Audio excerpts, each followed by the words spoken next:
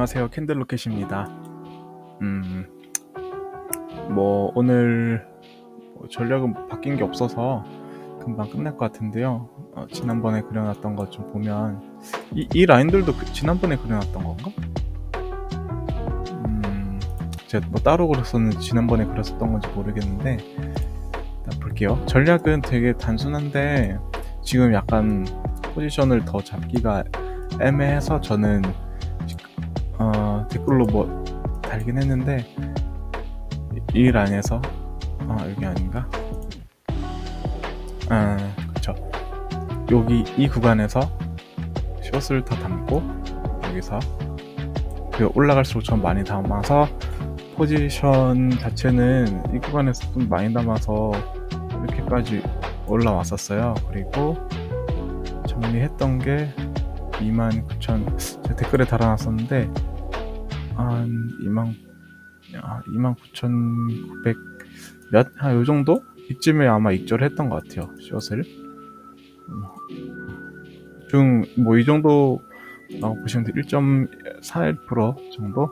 에버리지 저는 많이 실어도 5배 정도 실어서 이번에는 근데 5배를 다 실었었거든요. 그래서 그 정도 수익을 7% 정도 수익이 났다고 보시면 될 것 같고요. 제 수익 자랑하려고 하는 게 아니고 이런 좀 당연한 구간들에서는 수익을 가져가시는 게 저는 무조건 맞다고 생각을 하고 있어요. 그 전략도 저번에 말씀드렸던 대로 손절이 나갈 수도 있는 전략이었는데 이런 좀 확실한 자리에서는 수익을 가져가시는 게 제일 좋고요. 그리고 지금은 좀 주봉을 보고 싶은데요. 주봉은 제가 또 지난번 영상에서 또 말씀드렸듯이 그러니까 저번 주 주봉, 이번 주 마감할 때 주봉 자체가 워낙 좋았어서 이게 밑으로 내려면 여기서부터 롱을 많이 담으려 했었거든요. 근데 어쨌든 이 삼각수렴 구간 안에서 천장을 쪽으로 가고 있었기 때문에 숏을 담았던 거고, 그리고 숏을 담았던 또 근거는 이 캔들의 거래량도 많이 실었던 이 하락을 저는 못 뚫을 거라고 생각을 했기 때문에 숏을 담았었고, 사실 이 구간에서 숏을 정리했어야 됐어요. 근데 이 구간도 15분 봉 정도로 다시 보면은 그렇게 여기는 숏을 더 담아도 되는 캔들이 나왔었거든요. 특히 이 두 캔들을 보고 숏을 저는 더 많이 이 구간에서 담았던 거가 있었고요. 그렇습니다. 지금 캔들들 자체는 되게 단순해요, 사실. 그리고 15분봉에서는 볼 수 있는 것들은 또 뭐가 있냐면 이런 거죠. 이런 헤드앤숄더 패턴, 헤드앤숄더 패턴들이 있고 거래량도 이렇게 거래량도 많이 실리고, 원래 이게 여기가 좀 더 많이 실리면 좋긴 한데 어쨌든 이거보다 높으니까 숄더로도 거래를 할 수 있는 거고요. 그런 근거들이 모여서 숏을 잡을 근거들이 되는 거죠. 캔들로 봐도 하락장악형 이런 것들이 나왔었고, 그 다음에 여기 지우지 않고 볼게요.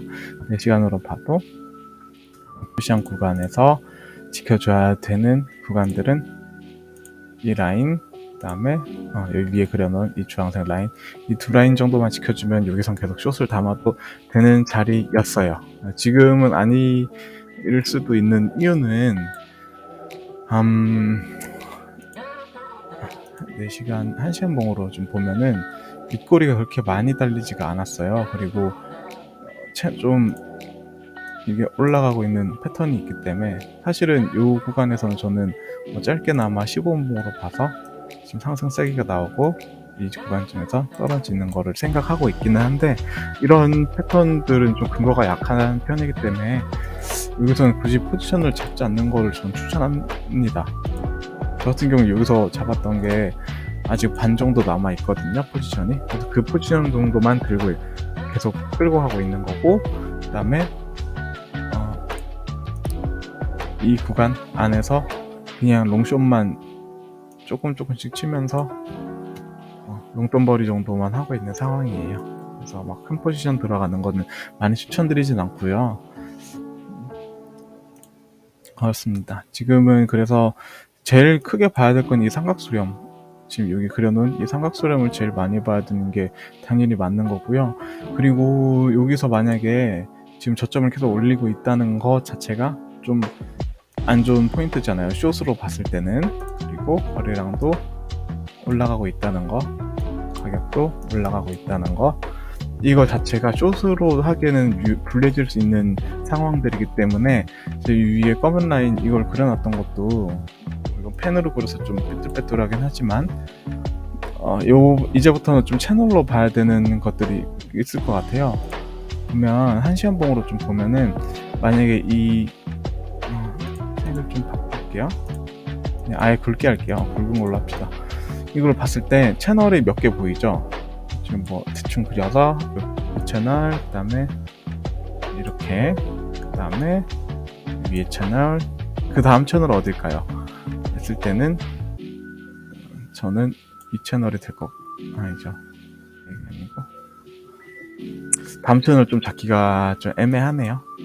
그리고 여기서도 작은 채널로 봤을 때는 지금 이 채널 이 정도가 나올 텐데 위에 두 개는 지우고, 저는 왜냐면 지금 마지막에 그랬던 이 채널은 되게 뭐 의미가 엄청 큰 채널은 아니라고 보고 있어서 이렇게 봤을 때 지금 당장은 이게 만약에 올라간다고 했을 때는 어디까지 올라갈 수 있을지 좀 최대치를 보면은 이 정도 구간까지 올라갈 수 있을 거예요. 그것 때문에 여기를 그려놨던 거고, 근거를 보면은 좀 더 큰 그림으로 봤을 때 채널이 좀 명확하게 보인다는 거. 그냥 이거죠. 뭐 여기 지지 저항으로 보면 되는 거예요. 이런 것 때문에 지금 당장은 숏이 되게 불안한 상태예요. 숏을 뭐 이 구간 안에서 당연히 들어가겠지만 손익비가 되게 안 좋아질 수 있다는 거. 여기까지 올라가는 건 저항이 되게 거의 이 구간 안에는 저항이 거의 없어서 한 번에 뚫고 그냥 쭉 올라가서 좀 레버리지 많이 쓴다 하면은 청산을 당할 수도 있는 거거든요. 그래서 조심하는 게 좋을 것 같고요. 그리고 내려올 때도 저는 조금씩 계속 익절을 하는 이유가 이런 채널들이, 그러니까 지지 역할들 하는 이런 채널들이 너무 좀 선명하게 잘 보이고, 이런 게 너무 선명하게 잘 보인다면 다른 사람들 눈에도 당연히 선명하게 보인다는 뜻이기 때문에 좀 자주 익절을 하고 있는 상황이에요. 뭐 오늘은 그렇게 보면 될 것 같아요. 이 채널만 본다는 거.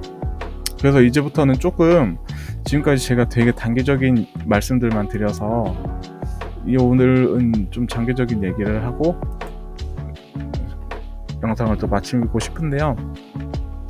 지금 뭐 월봉이야 16,000 정도, 17,000 요 정도에서 롱 잡는 거 모두들 다 기다리고 있겠죠.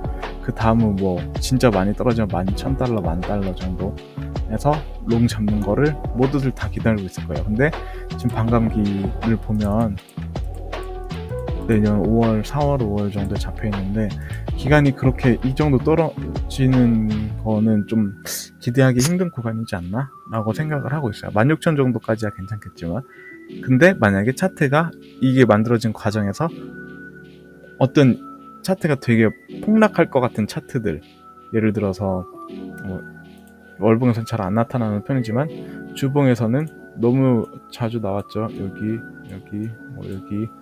여기도 마찬가지, 여기도요.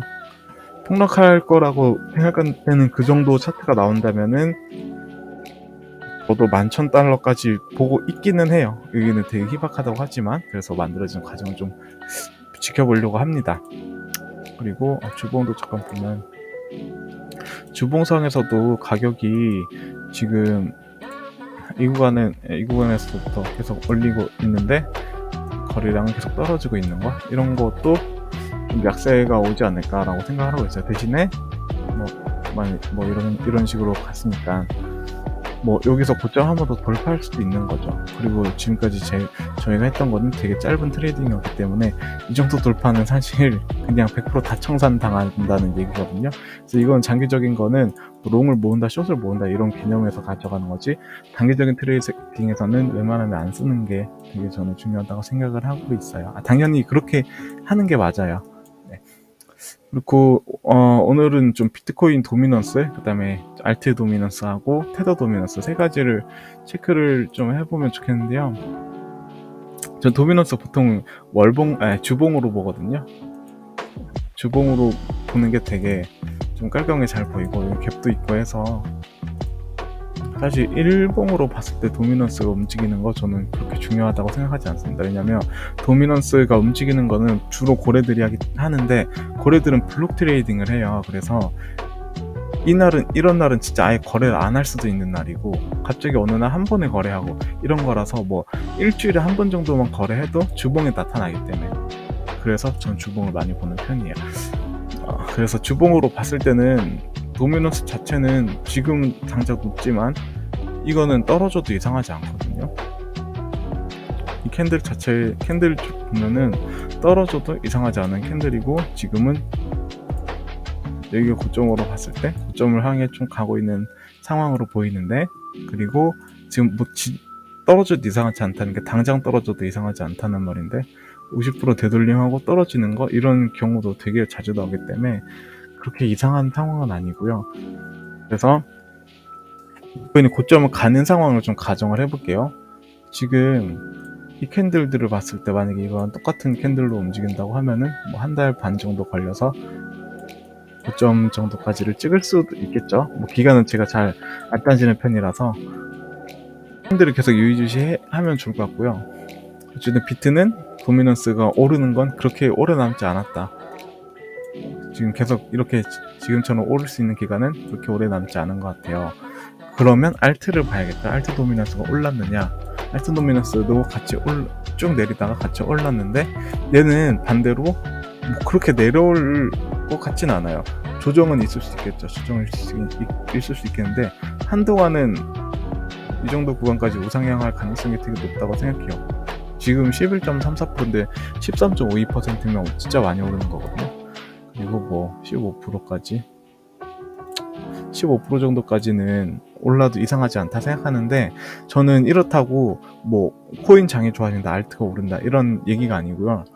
그냥 돈의 흐름 자체가 비트보다는 알트로 올 수 있다 라는 거죠. 그래서 비트 도미넌스가 떨어지는 시기가 오면 뭐 알트에 투자하는 게 더 나을 수도 있다. 그리고 보통은 알트코인 장이 왔을 때는 돈이 유동성이 되게 강해지고 나서 이제 끝물을 향해 가든지 아니면 다시 비트로 돌아가면서 유동성이 쭉 빠지는 그런 그림들이 나오거든요. 그것 때문에 다시 이제 마지막으로 테더 도미넌스 말고도 뭐 USDC도 있고, 뭐 BUSD 이제 안 쓰지만 FUSD 요즘에 나오는 것도 있고, TUSD 뭐 이것저것 많지만 아직까지도 테더가 제일 크기 때문에 테더 도미넌스를 보는 게 많은데요. 테더 도미넌스 같은 경우에는 천장들을 많이 만들었어요. 이런 천장들을 많이 만들었을 때는 사람들이 뭐 천장을 많이 만들어서 여기서 지지를 받겠지, 뭐 이런 구간에서 움직이겠지라고 생각할 수 있지만, 천장을 많이 만든다는 거는 되게 좋은 신호는 아닙니다. 천장을 뚫어줘야 좋은 신호인 거지. 그 뚫어줄 때도 이 구간, 요 구간 이런 변곡들에서 캔들이 이쁘게 나와야 좋은 거지, 무조건 이렇게 위에서 오래 버틴다고 좋은 건 아니에요. 그리고 뭐 볼륨도 점점 작아지고 있는 것도 보이고 있고요. 해서 이 친구들 같은 경우에는, 테더 도미넌스의 경우에는 한번 구간을 만들면 되게 오래 버티는 편이거든요. 그리고 이게 지금 주봉으로 봐서 되게 짧아 보이는데, 사실은 상승 시작이라고 했을 때는 2021년도 2월부터 시작해서 여기까지 올라온 거고, 다시 떨어졌을 때도 2021년 11월부터 다시 올라온 거고, 2022년 4월부터 올라온 게 이 것들의 근본이에요. 거래량은 계속 쭉 떨어졌지만 코인보다 현금을 사람들이 훨씬 더 긍정적으로 보고 있다는 걸로 볼 수 있겠죠. 이런 구간들에서 비해서요. 이런 거 차트 지금까지 본 거, 비트 도미넌스, 알트 도미넌스, 그 다음에 테더 도미넌스까지의 차트를 봐서 이걸 근간으로 무슨 생각을 할 수 있냐 하면은, 비트는 사람들의 돈이 좀 빠질 수 있다는 거, 당분간은. 그럼 그 돈이 어디로 가느냐? 당분간은 알트로 갈 수 있다는 거, 계속 알트로 갈 수 있다는 게 있고요. 그리고 나서 그 와중에 태도 도미넌스는 떨어지겠지만 일단은 저도 딴 사람들과 마찬가지로 여기서 좀 구간들이 형성할 거라 생각은 하거든요. 그리고 이 거래량이 바닥을 쳤을 때 한번 튀어 오르는 구간이 이거 너무 과하게 그렸나요? 저 한번 튀어 오르는 구간이 있을 텐데 여기서 박스를 그린다고 했을 때 이 시간은 좀 생각하지 말아주세요. 박스를 그린다 했을 때 태도 도미넌스가 한번 쭉 빠지는 이런 타이밍이 있지 않을까, 지금부터 절반 정도로 그런 타이밍이 있지 않을까 라고 생각하고 있어요. 아마 그게 저는 반감기 때라고 생각을 하고 있고요. 이런 얘기를 하는 이유도 최근 들어서 저한테 좀 계속 자꾸 물어보고 자꾸 들리고 하는 소리들이, 과연 이번 반감기도 또 상승이 있을까, 과연 누구는 없다고 생각하는 사람들이 있고 또 누구는 된다고 생각하는 사람도 있는데, 최근 들어서 특히 반감기 때 또 오르겠냐, 그게 말도 안 된다라고 하는, 그리고 자기들 나름대로 근거도 있더라고요, 그 사람들이. 그리고 저한테 질문하는 사람들이 그 사람들 영상이든 논문이든 뭐든, 아니 사실 논문은 아니고 에세이 같은 것들을 가지고 와서 자꾸 보여줘요. 저는 동의는 하는데, 차트로 봤을 때는 저 지금까지 차트로 판단하고 거래를 하는 편이, 그 거래 결정을 짓는 게 되게 많았어서 차트로 봤을 때는 전혀 그렇게 보이지 않거든요. 그래서 저는 지금도 선물 거래하고 있지만, 여러 번 말씀드렸지만 선물 거래는 되게 제 자산의 일부분만 하고 있고요. 나머지는 거의 현금으로 계속 사 모으는 거. 그리고 제가 트레이딩 봇도 가끔 쓸 때가 있는데, 그냥 파이썬이나 이런 트레이딩 뷰랑 파이썬 좀 코드를 좀 짜서 쓸 때가 있는데, 그것 중에서 트레이딩 뷰를 쓰는 거 아니고 업비트 API를 따서 그냥 매일매일 자동으로 매수만 되도록 설정해 놓은 코인들도 몇 개가 있어요. 그거는 벌써 모은 지 한 1년 정도 거의 다 돼가서 반감기 때 당연히 안 오르는 게 이상하다고 생각을 하고 있어요. 이런 차트들을 근거로.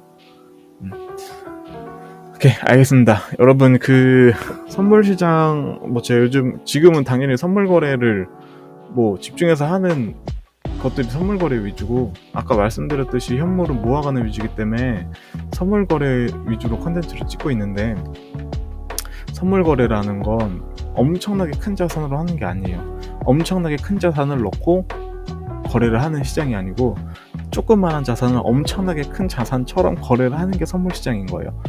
그래서 여기서 죽는 사람들은 엄청나게 큰 돈을 가져와서 엄청나게 더 큰 거래를 해요.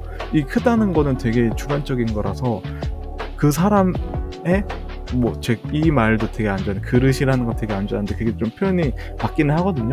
그 사람 입장에서 엄청나게 큰 돈을 가지고 선물 시장에 들어오는 건 되게 안 좋다고 생각을 하고, 저도 그렇게 제 나름대로 기준에서 이 정도 돈은 엄청나게 큰 돈은 아니야, 그냥 보통보다 오히려 좀 작을 수도 있어요. 그 정도 돈으로 엄청나게 큰 거래를 한다.